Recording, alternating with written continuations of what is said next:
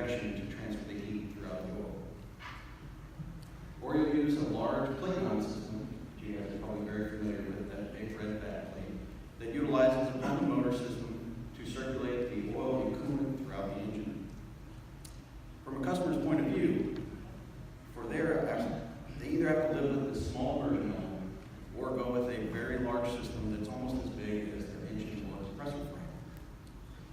So utilizing this, Hot-Start looked at it as an opportunity for improvement. We looked at developing a smaller circulating style heater that fit better on smaller horsepower frames, but didn't reduce any of the quality or our functionality that we've established with the larger plate-mounted systems. In 2014, we were able to partner with a customer who allowed us to use an aerial JGP2 frame and put it into our cold room testing facilities in Spokane, Washington. We wanted to use this frame to prove a proof of concept that if we built a smaller circulating style heater, it would still be able to supply the needed heat as well as the functionality of the systems with these smaller horsepower units.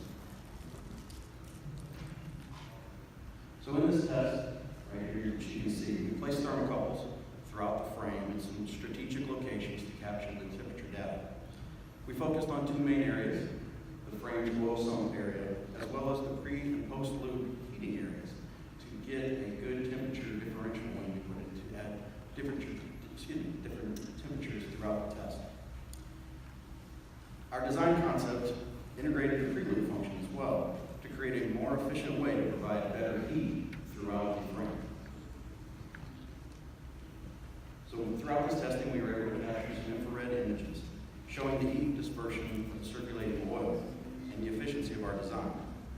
Testing proved our design provided additional heat for the frame, the crossheads, and the internal components during the compressor downtime, which isn't really provided with the standard pre-lube pump motor.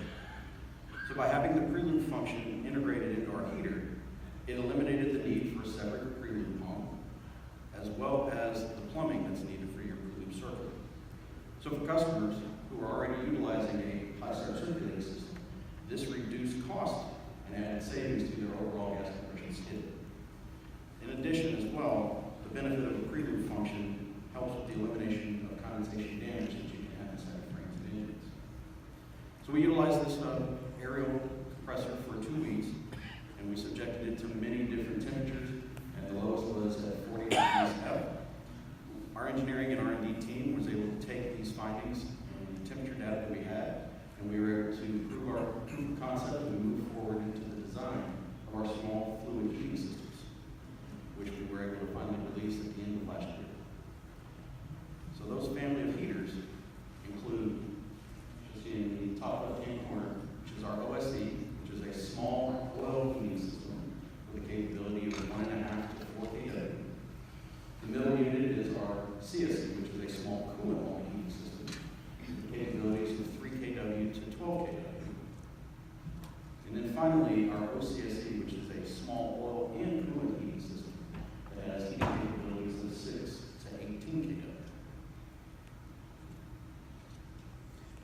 Each of these units is approximately 35% smaller than its plate-mounted brother. And it has the heat output that's optimized for the smaller horsepower compressors and engine applications. These smaller heaters use the same components that the plate-mounted systems do as well. You'll notice it's the exact same style of control locks.